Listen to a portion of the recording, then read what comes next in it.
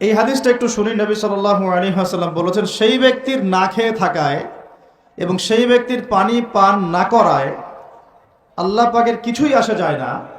যে ব্যক্তি রোজা রেখে মিথ্যা বলা ছাড়তে পারে নাই, অশ্লীলতা ছাড়তে পারে নাই, হারাম ছাড়তে পারে নাই, সেই ব্যক্তির না খেয়ে থাকায়, সেই ব্যক্তির পানি পান না করায়, সেই ব্যক্তি যে স্ত্রী সহবাস করলো না, এগুলোতে আল্লাহ পাকের কিছুই যায় আসে না।